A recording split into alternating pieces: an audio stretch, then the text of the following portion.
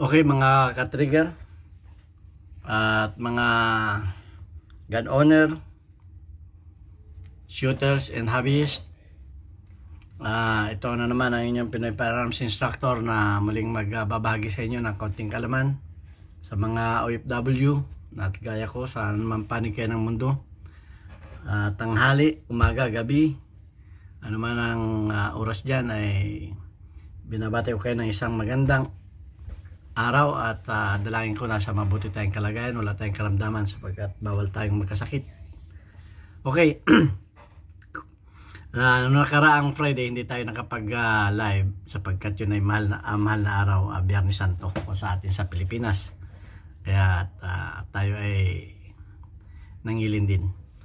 Kaya bukas, next Friday, ay meron tayong live sigurado. Pero nag-upload ako ng isang videos, kung napanood ninyo yung part 1 truthing na ginawa natin, at maraming salamat sa mga nanood at hindi nag-skip ng ads. Yan ang pakiusap ko sapagkat sa ating ginagawang pagtuturo ay magkamero naman tayo ng pambili ng camera para maganda ang ating pag-upload ng videos.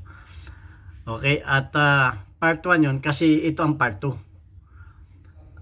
Pagkatapos ninyong i-truthing at ganun pa rin ang naging resulta, okay na yun. Huwag na nating gawin pang komplikado yung pagtutruthing. Once na matruthing natin, natanggal natin yung corner na in-explain ko sa inyo, yung matalas dito, okay na yun. Huwag ninyong bawasan ng bawasan yan. At akala ninyo ito lang ang problema, ay lalong masisira ang barrel natin. So once na matruthing niyo, okay na yun, stop na. Ang sunod nating pagtutuunan ay extractor. Sapagkat itong extractor, pagka ito'y nagtagal, ito ay napupuno dito ng napupuno ito ng carbon. Ito ay na-explain ko na sa inyo, tanggalin natin napupuno ito ng carbon. At yung spring dito ay hindi na gumagana, o kumbaga umi-stack. May spring kasi yan dito.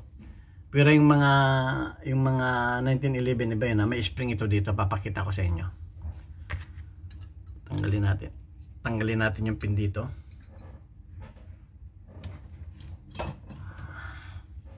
Yan. Tapos tanggal natin yung pin na ito. Ayun, natanggal natin yung pin. Iba-ibang modelo ng barila, merong hindi ganito. Basta may pin yan, at yung 1911 wala naman. Ang tinatanggal doon ay yung pairing pin retainer. So ito, makikita ninyo pag natanggal ninyo extractor, ayan, meron siyang spring dito. Pagka itong spring na ito ay napuno ng carbon, hindi na ito kumbaga hindi na maglalaro ito, hindi na magpapangsyon. So titigas ito. So kumbaga nakatukod na. So lilinisin natin yung spring at saka itong parte na to at saka itong extractor. Ayan. At kamukha nito, papakita ko sa inyo. Kamukha nito. Ito may mga carbon na dito yan, oh. Ayan, oh, may mga carbon na. Ayan, oh, carbon na yan. Yun, oh. Yun yung mga carbon. Tanggalin natin yung carbon na. Ito. Itong mga carbon na dito. Yan, oh, nagkakamero niya ng carbon, oh, kakapal yan. So magi-stack up yan. Linisan natin. Pati yung spring. At kung talagang matigas yung spring, pwede naman tayo magpalit ng spring na medyo malambot. Ito, tune up natin. Kung talagang yun ang diferensya. At kung halimbawa hindi pa rin yun, pwede namang ipalis natin ito ng konti itong corner ng baba. Corner ng baba. Kasi yung niya, yung basyo niya, yung basyo niya ay nag-i-stack up dun. Pag matalas yun, kumakagat yun dun. So ipalis natin yung konti yun. Ayun ang mga nagiging problema. Ipapakita ko sa inyo sa panoorin ninyo ng buo itong videos na ito. So yun ang magiging natin. Kaya ko nilagyan ng part 2 para malaman natin kung ilan talaga ang dapat nating ayusin. So ayan, panoorin natin yung video at sana may natutunan kayo dito sa aking video na ito. Pagkatapos natin na magawa, part 3, titestingin natin yung baril para prueba naman na talagang hindi na nagmamalfunction. So dalawang malfunction ang na pag-aralan natin. O first, part 1 yung throating, at yung padalawa ay tune up ng extractor. So panoorin natin. Okay, halimbawa naman at matapos natin matruting ay ganun pa rin. Huwag natin pagdiskinitahan yung chamber. Baka masobrahan tayo ng kababawas. Pag once na matruting natin at makinis na yung mga corner, enough na yon. Huwag na natin tayo mag-focus dun. So, ano ang sunod naman natin gagawin? So, tanggalin ulit natin yung dummy bullet natin. Ayan. At atin namang kukurikin ay yung kanyang, i-tune up naman yung kanyang extractor. Dahil pag sobrang higpit ng extractor, hindi pumapasok yung puwit ng bala. Umi-stack up siya. So muli natin siyang tatanggalin. Kasi pag ang extractor niya ay sobrang higpit, mahirap kamukha nito. Ayan o. Mahirap itulak yung bala. Mahirap itulak yung bala. Natural. Hindi sasampay yung bala pag mahirap. Ayan o. Sobrang higpit yung kanyang extractor. Sobra siyang mahigpit. So sa tingin ko ay may gumalaw ng extractor nito. Mayroong gumalaw ng extractor nito. So, titestingin natin, atin tatanggalin. Paano pagtanggal ang extractor niya? Yung kanyang firing pin ay ipapasok natin ng konti. Kuha tayo ng panundot para yung kanyang pin retainer ay matanggal. Ayun. Extractor niya.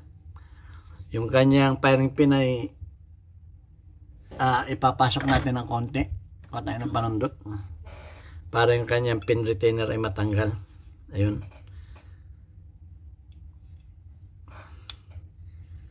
Ingatan natin yung firing pin niya. Ay yung kanyang, baka ano. Ayan. Ilulubog lang natin yung firing pin at tatanggalin natin itong retainer niya. Ayun. Harangan natin ang kamay kasi tumatalsik yung firing pin. Ayan.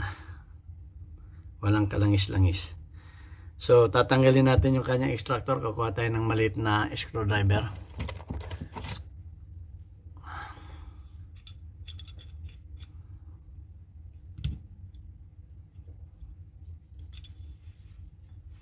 Atin siyang sundutin dito.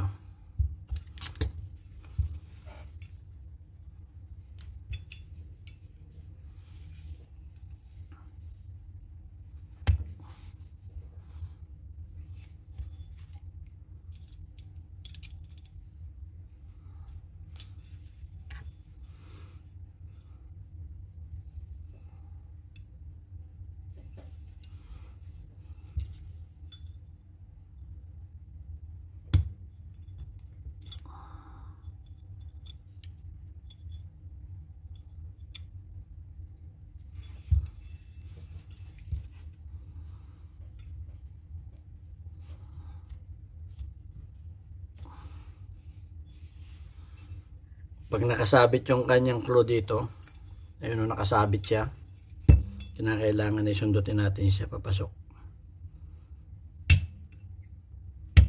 Yun.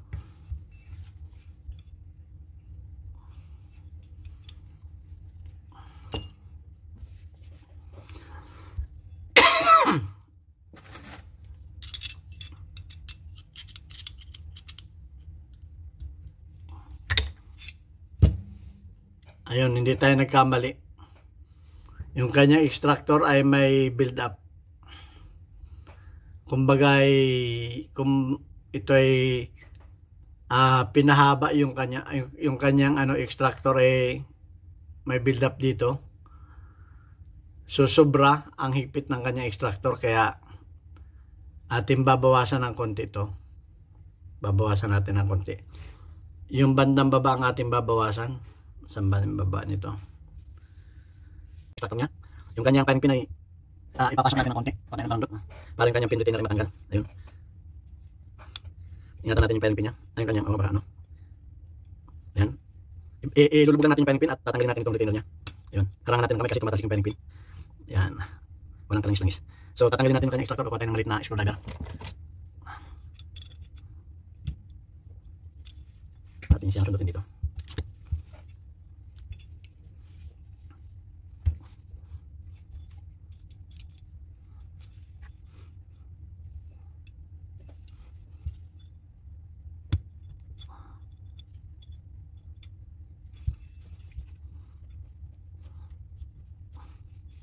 Pag nakasabit yung kanyang flow dito, ayun, nakasabit siya, yun ang kailangan isundutin natin siya papasok.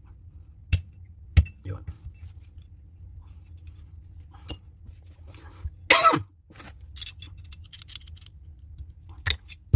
Ayun, hindi tayo nagkamali. Yung kanyang extractor ay may build up. Kumbaga, kung ito ay pinahaba yung kanyang extractor ay may build up dito. So sobra ang higpit ng kanyang extractor, kaya ating babawasan ng konti ito. Babawasan natin ng konti. Yung bandang baba ang ating babawasan. Saan bandang baba nito? Ayun, hindi tayo nagkamali. Yung kanyang extractor ay may build up. Kumbaga, kung ito ay pinahaba yung kanyang extractor ay may build up dito. So sobra ang higpit ng kanyang extractor, kaya ating babawasan ng konti ito. Babawasan natin ng konti. Yung bandang baba ang ating babawasan. Saan ba yung baba nito?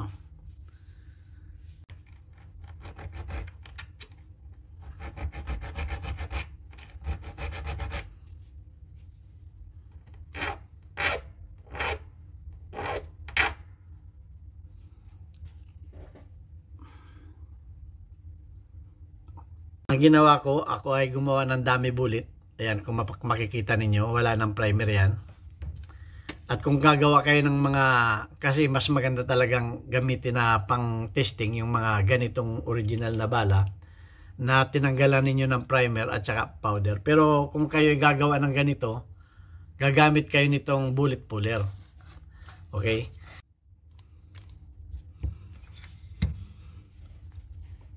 Check natin ulit mga bala.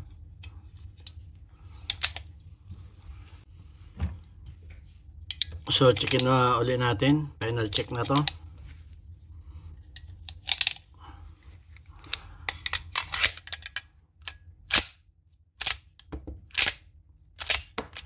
Ayan, kahit na medyo alalay ang natin, okay lang sa pa.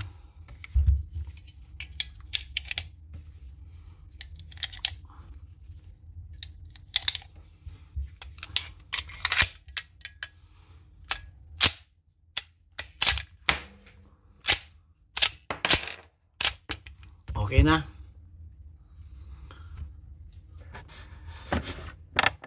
So sa video ito, dalawang ating pinagtuunan ng pansin. Una yung throating. Pagkatapos nun yung matruting at may sabit pa rin, ganun pa rin, wag na ninyong pwersahin yung barrel. Mapapalao tayo, masisira lalo yung barrel. Ang sunod ninyong chichikin ay yung extractor, sapagkat pagka sobrang higpit dito yung extractor, ang nangyayari hindi pumapasok ito pataas, hinaharangan ng extractor dito. Kaya ang posisyon ng bala nakaganito lang, kasi yung extractor niya mahigpit masyado, hindi umislide,